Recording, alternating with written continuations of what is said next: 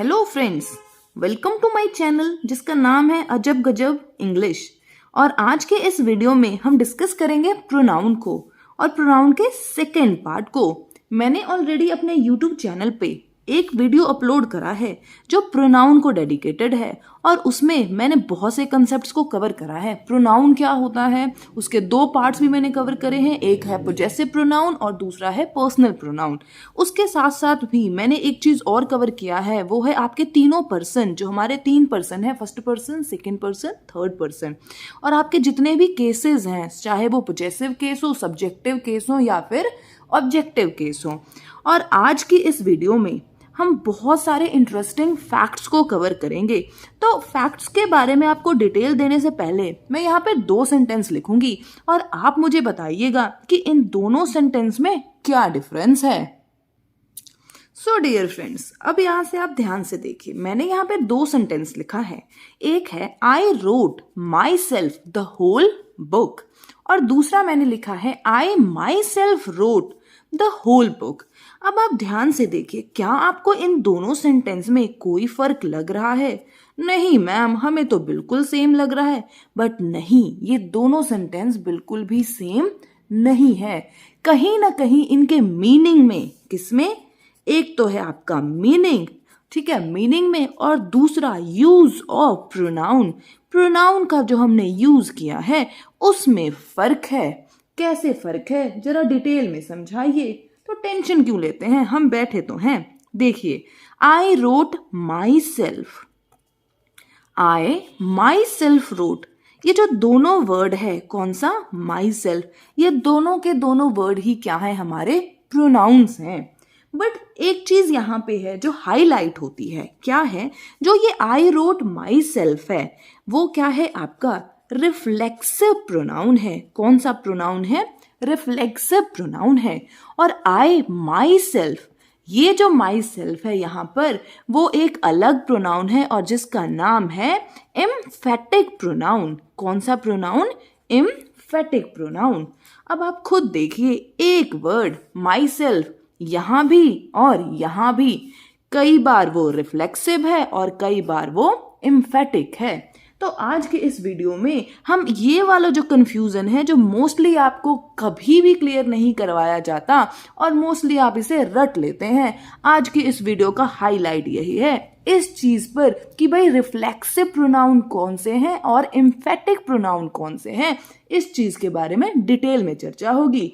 तो पहले हम जो बाकी प्रोनाउन है, जो क्वाइट इजी है और जो आपको ऐसा लगेगा कि आप उसे एक बार में देखते ही पहचान लोगे, पहले वो कवर करते हैं। बट एक बात ध्यान रखिएगा, मेरे समझाने के बाद ना रिफ्लेक्सिव प्रोनाउन हो चाहे एम्फेटिक प्रोनाउन हो, एक बार में ही आप समझ जाओगे। तो चलिए बिना देरी किए हम डिस्कस करते हैं प्रोनाउंस को। हमने ऑलरेडी पर्सनल प्रोनाउन को अच्छे से डिस्कस कर लिया है, पोजेसिव प्रोनाउन को भी डिस्कस कर लिया है। तो सबसे पहले हम डिस्कस करते हैं हमारा थर्ड प्रोनाउन और वो है डेमोन्स्ट्रेटिव प्रोनाउन। अब ध्यान से समझिएगा, डेमोन्स्ट्रेटिव, डेमोन्स्ट्रेटिव मतलब डेमो। आपने कई बार छोटे होते देखा होगा, स्कूल में नए नए टीचर आते हैं वैकेंसीज के लिए और वो क्या देते हैं? आपको डेमो देते हैं। मतलब क्या है? कहीं ना कहीं वो आपको दिखाते हैं। क्या दिखाते हैं? अपना टैलेंट दिखाते हैं कि भाई ये मेरा टैलेंट है और मैं इस तरीके से यहाँ पे आपको पढ़ा सकता हूँ या पढ़ा सकती हूँ। तो जो डेमोन्स्ट्रेटिव प्रोनाउन है ना, वो डेमो वर्ड से ही आया है। मतलब क्या है? आपको दिखाना, आपको किसी चीज के बारे में शो करना, इशारा करना, उसी को तो हम बोलेंगे डेमोन्स्ट्रेटिव प्रोनाउन। अब मान लीजिए कि मेरे पास एक टेडी बियर है, ठीक है, क्या है? टेडी बियर है। अब आप सोचेंगे मैम आप हमेशा ही टेडी बियर बनाती हैं, तो मैं क्या बताऊं, मेरी ड्राइंग और मेरी हैंड राइटिंग दोनों ही बड़ी बकवास है, तो इस वजह से इसके सिवाय मुझसे कुछ बनता ही नहीं है। चलिए अब कंसेप्ट पे आते हैं। मान लीजिए ये आप खड़े हैं, ध्यान से समझिएगा, मान लीजिए ये आप खड़े हैं, ठीक है, और कोई भी यहाँ पर चिंटू आ गया और चिंटू ने आपसे पूछा, चिंटू ने आपसे पूछा, क्या पूछा भाई? कि टेडी कहाँ है, ठीक है, टेडी कहाँ है? तो आपने उसकी तरफ इशारा किया और क्या कहा? यह तो पड़ा है टेडी। क्या कहोगे आप? यह पड़ा है टेडी या वह पड़ा है टेडी, ठीक है। कहीं ना कहीं आप क्या करेंगे? इशारा करेंगे। भाई हिंदी की ना स्पेलिंग्स देख लेना ध्यान से, ठीक है, क्योंकि मेरी इतनी अच्छी हिंदी भी नहीं है स्पेलिंग्स में। चलिए अब ध्यान से समझिए कि हमने क्या किया कि इशारा किया और इशारा करके हमने बताया, ठीक है, कि जो टेडी है वो यहाँ पड़ा हुआ है। तो डेमोन्स्ट्रेटिव प्रोनाउन हमारे जो हैं वो 4 हैं, ध्यान से समझिएगा। एक है आपका दिस और एक है आपका दैट, फिर है दीज और है दोज। डेमोन्स्ट्रेटिव प्रोनाउन हमारे कितने हैं? 4 हैं। दिस और दैट ध्यान से समझिए, ये है आपके सिंगुलर, मतलब एक, ठीक है, और ये दीज वाले जो हैं और दोज ये कौन से हैं? प्लूरल। इतना तक तो आपको कंसेप्ट समझ में आ गया होगा। दिस जो है वो यूज होगा, दिस जो है वो यूज होगा कहाँ पे यूज होगा? अगर कोई चीज आपके पास है, ठीक है, पास है और कितना है? एक है। अगर कोई भी चीज जो आपके पास है और एक है और अगर उसकी तरफ आप क्या कर रहे हैं जी? इशारा कर रहे हैं, तो आप क्या बोलेंगे कि दिस इज अ टेडी, कि दिस इज द टेडी, ठीक है, ये है टेडी, आप उसकी तरफ इशारा कर रहे हैं, ठीक है। लेकिन वही चीज, वही टेडी अगर वो आपसे क्या है? दूर है। क्या है? दूर है जी। तो फिर आप क्या किसका यूज करेंगे? आप यूज करेंगे दैट का यूज करेंगे। अरे मैम ये तो बड़ा इजी था, बट याद रखिए यहाँ पर भी एक कॉन्सेप्ट है कि दिस कहाँ यूज होगा और दैट कहाँ यूज होगा। मान लीजिए कि ये आप हैं, ठीक है, ये आप हैं। अगर आप इस तरीके से अपने चारों तरफ एक सर्कल बनाओ, ठीक है, अगर आप अपने चारों तरफ एक सर्कल बनाओ, कोई भी चीज यहां पर पड़ी है या कोई चीज यहां पर पड़ी है या कोई चीज यहां पर पड़ी है, अगर आप अपने हाथ से या थोड़ी सी पैर की मूवमेंट करके इस चीज को टच कर सकते हो, क्या कर सकते हो? टच कर सकते हो, तो ये चीज आपके लिए क्या होगी? दिस होगी, मतलब ये चीज आपके पास होगी। ये नहीं कि किसी चीज को भी हम दिस बोल देंगे और किसी चीज को हम दैट बोल देंगे। लेकिन अगर कोई चीज आपका एरिया आपने बनाया कि भाई इतने दूर तक मेरा हाथ पैर जाता है, इतने दूर की चीज जो है मैं अपनी जगह पे खड़े खड़े या बैठे बैठे उठा सकता हूं, लेकिन ये वाली जो चीज अगर ये वाली चीज आपको उठानी है तो आपको अपनी जगह चेंज करनी होगी, तभी तो आप इसे पिक कर सकते हो। तब इसलिए हम इसको क्या बोलेंगे? ये चीज हमसे दूर है, ये चीज क्या है? दैट है। आई बात समझ में? अब आप मुझे एक क्वेश्चन का आंसर दीजिए, जो भी चीज हमारे लिए एक एडल्ट के लिए, ठीक है, एक एडल्ट के लिए कोई भी चीज जो दिस होगी, क्या वो एक चाइल्ड के लिए भी दिस होगी? क्या एक एडल्ट के लिए जो चीज पास में रखी होगी, क्या वो चाइल्ड के भी पास में रखी हो सकती है?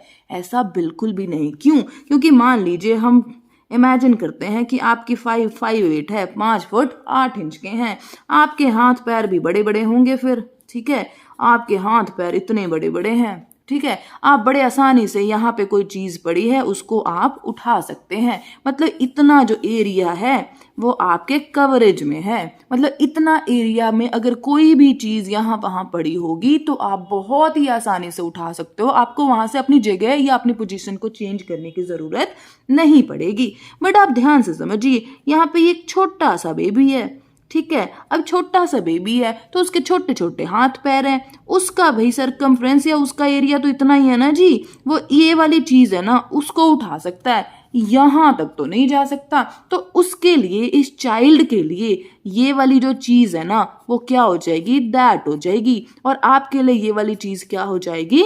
दिस हो जाएगी। इस चीज का जरूर ध्यान रखिएगा कि जब आप दिस और दैट कभी भी यूज कर रहे हैं तो ये देख लीजिएगा कि क्या वो चीज आपके कवरेज में है कि नहीं है, क्या आप उसे अपनी जगह से हिले बिना, ठीक है, अपनी जगह से हिले बिना विद द हेल्प ऑफ या with the movement of your hands and feet, ठीक है, अपने हाथ पैर के मूवमेंट के हिसाब से क्या आप उस चीज को टच कर सकते हो? अगर कर सकते हो तो दिस है, अगर नहीं कर सकते हो तो वो क्या बन जाएगा?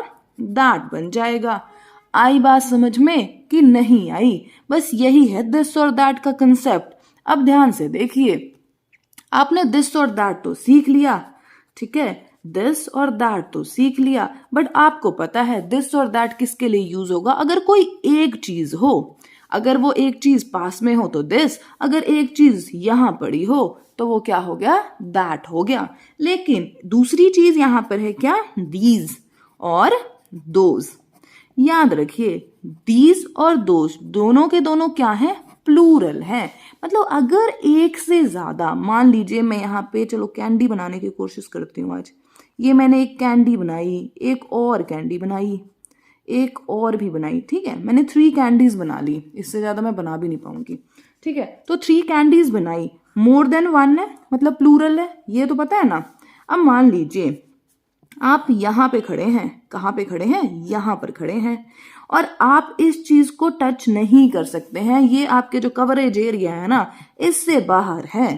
तो आप क्या कहेंगे कि दोज, ठीक है, आप कौन से वर्ड का यूज करेंगे, दोज का, ना कि दैट का। क्यों, दैट अगर ये सिंगल कैंडी होती ना, एक कैंडी होती, तो आप बोल देते कि दैट इज अ कैंडी, की वो क्या है, एक कैंडी है। बट अभी आप किसका यूज करोगे, दोज का यूज करोगे, कि दोज आर कैंडीज। मतलब कि वहां पे जो चीज दूर है मुझसे और एक से ज्यादा है, तो हम किसका यूज कर रहे हैं, दोज का यूज कर रहे हैं।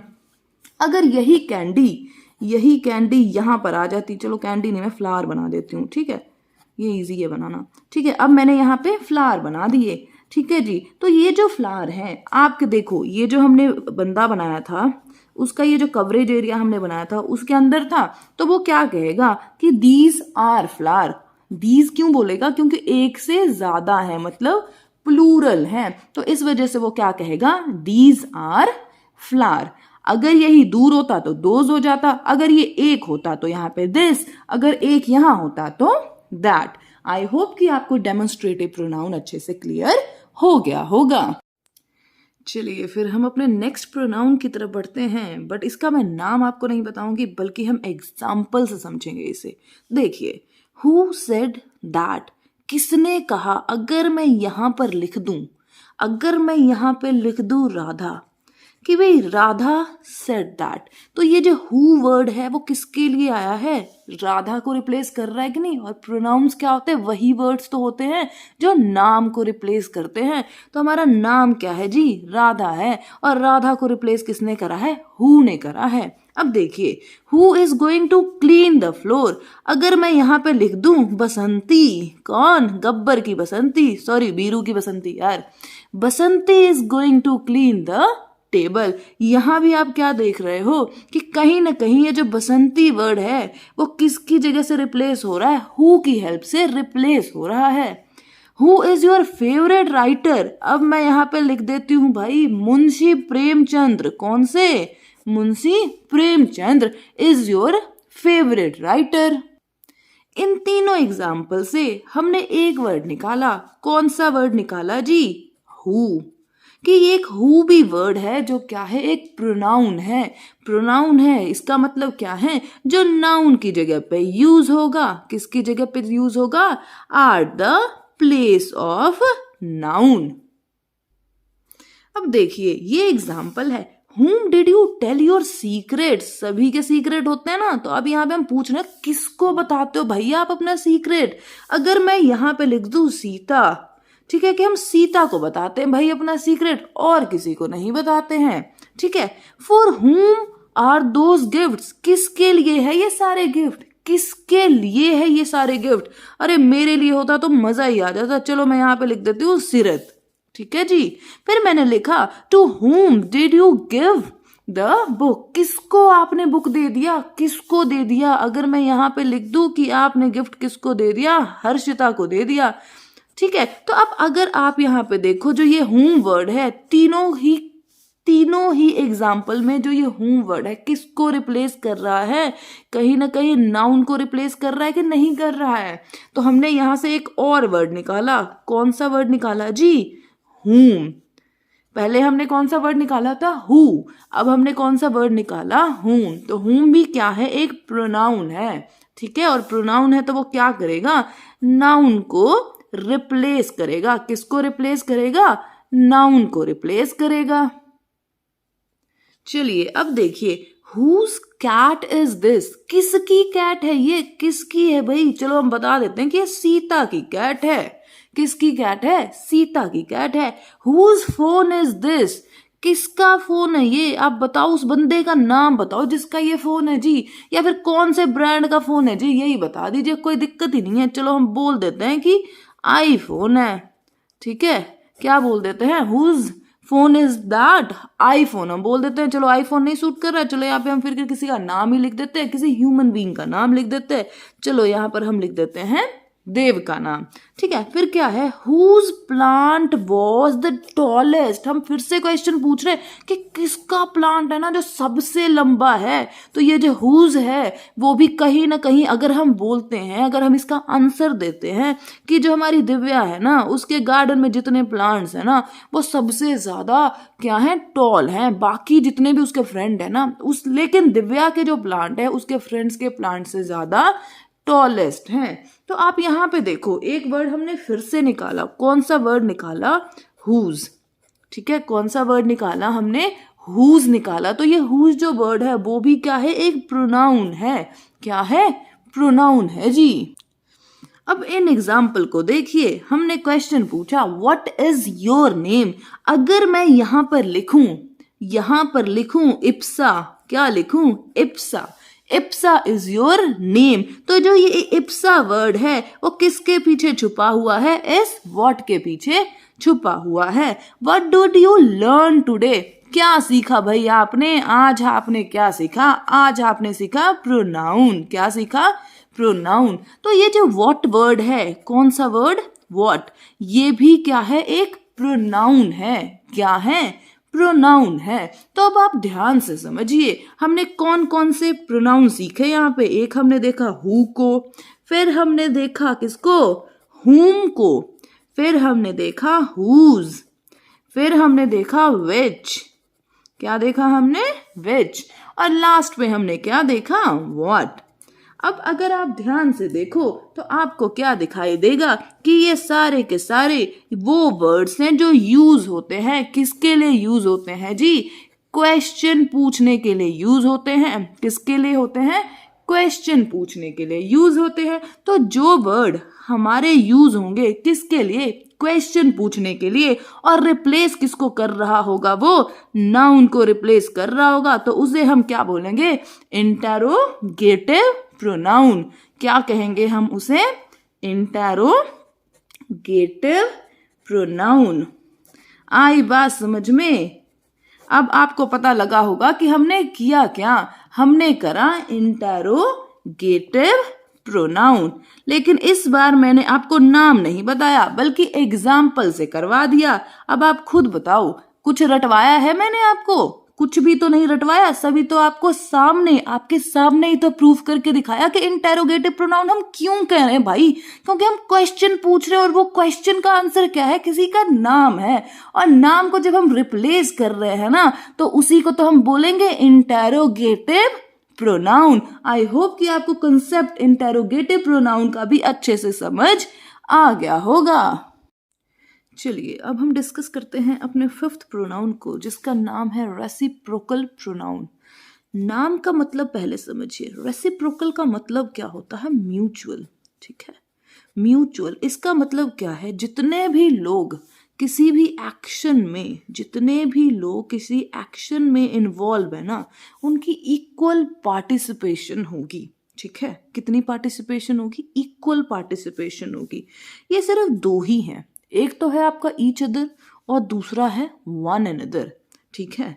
अब देखिए, ईच अदर की बात करेंगे तो हम दो लोगों की बात करेंगे और वन अनदर की बात करेंगे तो मोर देन टू। अभी मैं आपको एग्जाम्पल देती हूं तो आपको समझ में आ जाएगा अच्छे से। अब देखिए, अगर मैं यहाँ पे लिखूं, अगर मैं एक एग्जाम्पल लिखती हूं और जिसमें मैं लिखूं मोहन हेल्प्ड सोहन। मोहन ने किसकी हेल्प करी जी? सोहन की हेल्प करी। और इसके रिटर्न में सोहन ने भी कहा भाई तूने मेरी हेल्प करी ना तो भाई मैं भी क्या करूंगा? तेरी हेल्प करूंगा। तो हम लिख देते हैं सोहन हेल्प्ड मोहन। आई बात समझ में? अगर आप इन दोनों सेंटेंस को कंबाइंड करो, ठीक है, कंबाइंड करो जिसमें ये शो करो। याद रखना, हम कंबाइंड कर रहे हैं इसका मतलब ये नहीं कि हम कंजंक्शन यूज कर रहे हैं, बल्कि हम क्या शो कर रहे हैं कि मोहन और सोहन जो है ना, हेल्प वाली जो एक्टिविटी है ना, हेल्प करने का जो वर्ब है ना, जो काम है, उसमें इक्वली पार्टिसिपेट कर रहे हैं। आई बात समझ में? तो इसको हम कैसे लिख सकते हैं? इसको हम लिखेंगे Mohan and Sohan. Mohan and Sohan helped each other. ये नहीं है कि एक बंदे ने हेल्प करी, भाई दोनों ने एक दूसरे की हेल्प करी है। आई बात समझ में कि नहीं आई? ईच अदर का यूज आप कहाँ पे कर रहे हो? कहाँ पे कर रहे हो? जब आप ये दिखा रहे हो कि भाई जो दोनों लोग हैं ना, दोनों लोग हैं, दोनों के दोनों ही इक्वली पार्टिसिपेट कर रहे किसी एक्शन में। आई होप कि आपको समझ में आ गया होगा। अब जो दूसरा एग्जाम्पल है और दूसरा वर्ड है, क्या है? One another. वन अनदर का मतलब क्या? More than two. इसको पहले मैं एग्जाम्पल लिखूंगी, फिर आपको समझाऊंगी। चलिए हम क्या लिखते हैं? they are fighting with one another। अब इसको ध्यान से समझिए। सपोज कर लीजिए कि एक ग्रुप है आपके सामने। क्या है? एक ग्रुप है और उस ग्रुप में बहुत सारे लोग हैं। उस ग्रुप में क्या है? बहुत सारे लोग हैं। ये लोग कोई डिस्कशन कर रहे थे और अचानक से इनकी आपस में बात नहीं बनी और इसने इसको थप्पड़ मारा, इसने इसको थप्पड़ मारा और इसने इसको थप्पड़ मारा और इस तरह से ये सारे लड़ने लग गए। और अगर आप इसे काउंट करो तो कितने लोग हैं? 1 2 3 4। मोर देन 2 है कि नहीं? बट ये चारों के चारों इक्वली पार्टिसिपेट कर रहे हैं कि नहीं लड़ने के काम में? कौन से काम में जी? लड़ने के काम में पार्टिसिपेशन दे रहे हैं, अपनी इक्वल पार्टिसिपेशन दे रहे हैं। इस वजह से हम क्या लिखेंगे? They are fighting with one another. हमेशा याद रखिएगा, जब दो लोगों की बात होगी तो हम लिखेंगे ईच अदर, और जब मोर देन टू, दो से ज्यादा लोगों की बात हो रही होगी तो हम लिखेंगे वन अनदर। आई होप कि आपको रेसिप्रोकल प्रोनाउन का कंसेप्ट अच्छे से समझ आ गया होगा। अब आप बताओ, रटवाया है मैंने कुछ आपको? बिल्कुल भी नहीं रटवाया, बल्कि मैंने आपको सिर्फ और सिर्फ समझाया है। चलिए फिर अब हम डिस्कस करते हैं रिफ्लेक्सिव और एम्फेटिक प्रोनाउन को, और आपको क्लियर करते हैं कि जो दिखते सेम है, माई सेल्फ, पर फिर भी एक दूसरे से बहुत ही ज्यादा अलग हैं। अगर आप यहाँ से ध्यान से देखिए, ये मैंने एग्जाम्पल लिखा है।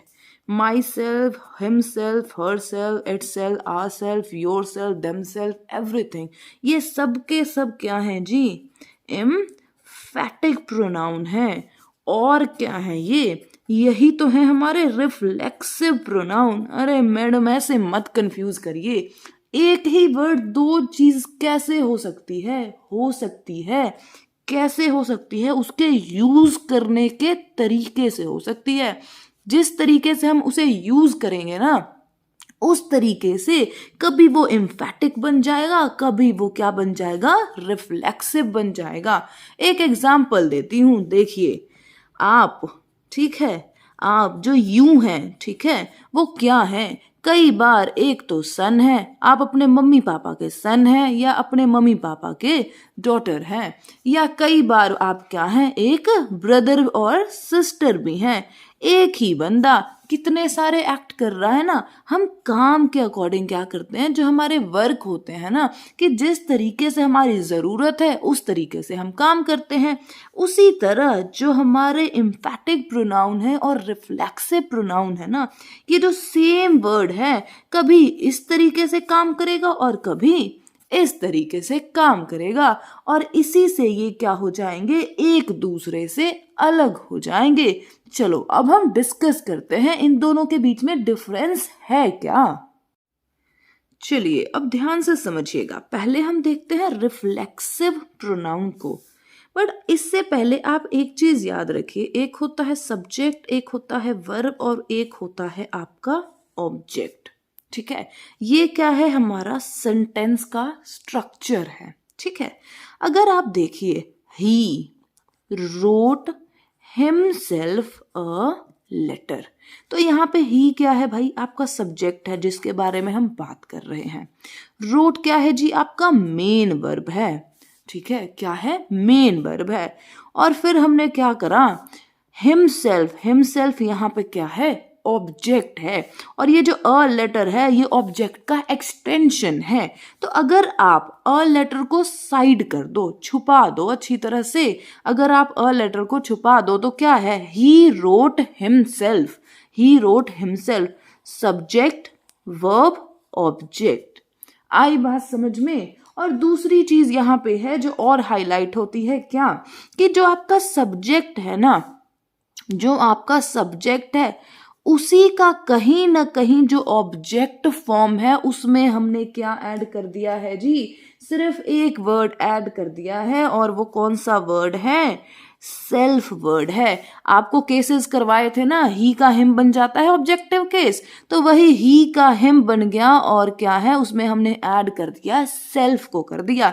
इसका मीनिंग क्या हुआ कि उसने जो है ना, वो जो लेटर है उसने खुद लिखा है, he wrote himself a letter, की उसने जो लेटर है वो खुद लिखा है। आई बात समझ में। इसका मतलब क्या है, सब्जेक्ट जो है वो किसके इक्वल टू है, ऑब्जेक्ट के इक्वल टू है। मतलब जो सब्जेक्ट है और ऑब्जेक्ट है वो सेम है। कहाँ पे, रिफ्लेक्सिव प्रोनाउन में। सिर्फ हमने सब्जेक्ट, आपको पता है कि जब हम ही को एज अ ऑब्जेक्ट यूज करते हैं तो आपको पता है ना, केस के अकॉर्डिंग हम हिम यूज कर देते हैं, करते हैं कि नहीं करते हैं।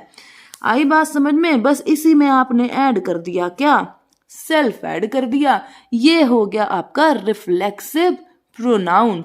अब ध्यान से देखिए, शी हर्ट्स हर सेल्फ, खत्म हो गई बात। She hurts herself, she क्या है आपकी, ठीक है, शी हमने एक सब्जेक्ट है जो हम एक लड़की के लिए यूज करते हैं। हर्ट जो है वो आपका आ गया मेन वर्ब, और हर सेल्फ क्या हो गया, ऑब्जेक्ट हो गया कि नहीं। तो यहाँ पे भी अगर आप देखो तो क्या है, जो सब्जेक्ट है वही तो आपका ऑब्जेक्ट है, जो आपका सब्जेक्ट है वही तो है ऑब्जेक्ट। बस क्या करा हमने, शी जो है, जब हम she as a subject use करते तो शी हो जाता है, और यही जब हम शी को एज अ ऑब्जेक्ट यूज करते हैं तो हम क्या लिख देते हैं जी, हर लिख देते हैं। आया दिमाग में कुछ कि नहीं। हमारा जो रिफ्लेक्सिव है ना, रिफ्लेक्सिव प्रोनाउन, उसमें क्या होगा, हम रिफ्लेक्ट बैक करेंगे। जिस तरीके से आपका मिरर होता है, आपका आईना जो होता है, ठीक है, जो आपके मिरर्स होते हैं उसमें आप क्या करते हो, देखते हो ना, और जैसे आप इधर हो वैसे ही आप इस मिरर के दूसरी तरफ होते हो। उसी तरह से क्या है, ये जो सब्जेक्ट है वही यहाँ पर भी है, बस उसका जो थोड़ा सा है ना, वो हमने केस बदल दिया, क्योंकि हम यहाँ पर सब्जेक्ट को एज अ ऑब्जेक्ट यूज कर रहे हैं। तो आई होप कि आपको रिफ्लेक्सिव प्रोनाउन तो अच्छे से समझ आ गया होगा। अब देखिए, अब हम डिस्कस करते हैं एम्फैटिक प्रोनाउन को। एम्फैटिक जो वर्ड है ना, उसका मतलब क्या होता है, एम्फेसिस होता है। एम्फेसिस का मतलब होता है स्ट्रेस, ठीक है, क्या होता है, स्ट्रेस, किसी भी चीज पे स्ट्रेस देना, उस पे क्या है, जोर देना कि भाई ये काम ना इसने करा है। देखो, he himself wrote a letter, जो ये वाला वर्ड है ना, ही, कि उसने ही किया है भाई, ये जो ही वर्ड है ना वो है यहाँ पे, हम उस बंदे को, ये जो आपका सब्जेक्ट है ना, उस पे स्ट्रेस दे रहे हैं। क्या दे रहे हैं, स्ट्रेस दे रहे हैं कि इसी बंदे ने ये काम करा है भाई। तो अब देखो, यहाँ पे आपका सब्जेक्ट है, ये आपका वर्ब है, ये क्या है आपका सब्जेक्ट, ये हो गया आपका मेन वर्ब, और अ लेटर क्या हो गया, ऑब्जेक्ट। अब आप यहाँ बताओ कि एम्फेटिक प्रोनाउन में ये जो हिमसेल्फ है वो क्या एज अ ऑब्जेक्ट यूज हुआ है, बिल्कुल भी नहीं यूज हुआ है, एज अ ऑब्जेक्ट बिल्कुल भी नहीं यूज हुआ है। बल्कि ये कैसे यूज हुआ है, ये क्या है, ये सब्जेक्ट के साथ ही यूज करा है, सिर्फ सब्जेक्ट पे क्या देने के लिए, स्ट्रेस देने के लिए। आई बात समझ में कि नहीं। याद रखिएगा, सब्जेक्ट वर्ब ऑब्जेक्ट। जब हिमसेल्फ, ठीक है, या हर सेल्फ या फिर माई सेल्फ, कुछ भी, आई बात समझ में? जब सब्जेक्ट वर्ब ऑब्जेक्ट, ओके, जब ये सब्जेक्ट और ऑब्जेक्ट दोनों सेम होगा तो कहाँ चला जाएगा? रिफ्लेक्सिव प्रोनाउन में चला जाएगा। कहाँ चला जाएगा जी? रिफ्लेक्सिव प्रोनाउन में। और जब ये सिर्फ एक स्ट्रेस दे रहा होगा, मतलब कहीं ना कहीं जोर लगा रहा होगा, तो हम उसे क्या बोलेंगे? एम्फेटिक प्रोनाउन बोलेंगे। अब दूसरे एग्जाम्पल में भी आप देख लीजिए, she herself completed the work. She हो गया आपका सब्जेक्ट, कंप्लीटेड आपका मेन वर्ब हो गया, और क्या कंप्लीटेड करा है जी? वर्क को कंप्लीट कर दिया। ये हो गया आपका ऑब्जेक्ट। तो ये जो हर सेल्फ है ना, यहाँ पे ये क्या बता रहा है? ये कहीं ना कहीं स्ट्रेस दे रहा है कि ये जो लड़की है ना, उसी ने खुद ये काम करा है। ये जो ही है ना, ही हिंदी में, वो खुद ही ऐसा करता है। आप समझ रहे हो मेरी बात को? उसने खुद ही लेटर लिखा, उसने खुद ही अपना काम किया भाई, किसी की हेल्प नहीं ली है, किसी भी इंसान की हेल्प नहीं ली, ना अपने फ्रेंड की, ना अपने टीचर की, अपना सारा काम खुद ही कर लिया है। तो जब आपने देना हो स्ट्रेस तो चले जाना एम्फेटिक सेंटेंस पे। जब आपने क्या करना हो, सब्जेक्ट और ऑब्जेक्ट इक्वल करने हो, तो हो जाएगा आपका रिफ्लेक्सिव प्रोनाउन। आई होप कि आपको ये कंसेप्ट अच्छे से क्लियर हो गया होगा। तो अब आप मुझे बताओ कि सिर्फ देखते सेंटेंस को आप नहीं पहचान पाओगे कि भैया इसमें स्ट्रेस दे रहे हैं कि हम रिफ्लेक्शन बैक दे रहे हैं? क्या इसमें सब्जेक्ट और ऑब्जेक्ट सेम है या नहीं? अब खुद बताओ, यहाँ पर ये है सब्जेक्ट, ये है ऑब्जेक्ट, क्या ये सेम है? बिल्कुल भी नहीं है। लेकिन यहाँ पे सब्जेक्ट और यहाँ पे ऑब्जेक्ट, ये तो सेम है ना। क्यों? क्योंकि ये सब्जेक्टिव केस है और ये ऑब्जेक्टिव केस है। बट यहाँ पे जो है वो सब्जेक्ट क्या है जी? शी है, जिसका ऑब्जेक्टिव केस हमने यहाँ पर यूज किया है। इसी को तो कहते हैं रिफ्लेक्सिव प्रोनाउन। आई होप कि अब आपको रटने की जरूरत नहीं पड़ेगी भाई, रटने की कोई जरूरत ही नहीं है। हर चीज में कॉन्सेप्ट है, समझिए, जितना हो सकता है उसे समझिए, तभी आपको इंग्लिश इजी लगेगी। मोस्टली लोग कहते थे इंग्लिश तो बहुत टफ है जी, समझ ही नहीं आता। अरे समझ में तो तब आएगा ना जब आप किसके ऊपर कंसेप्ट पे जो है ना, आप किस पे फोकस करोगे? कंसेप्ट पे फोकस करोगे, ना कि रटने पे फोकस करोगे। आई होप कि आपको प्रोनाउन के कंसेप्ट अच्छे से समझ आ गए होंगे। अगर आपको लगता है कि मेरा जो वीडियो है, मेरा जो नॉलेज है, वो कहीं ना कहीं आपकी हेल्प कर रहा है, कहीं ना कहीं आपकी कॉन्सेप्ट्स की क्लियरिटी कर रहा है, तो मेरे वीडियो को लाइक, शेयर और सब्सक्राइब ज़रूर कीजिएगा। लेकिन हमेशा याद रखिएगा, सिर्फ लाइक, शेयर और सब्सक्राइब नहीं करना है, बल्कि यहाँ से कुछ सीखना है, क्योंकि मेरा मेन मोटिव है कंसेप्ट की क्लियरिटी। रटना तो बिल्कुल भी नहीं है। Thank you so much for watching my channel and video.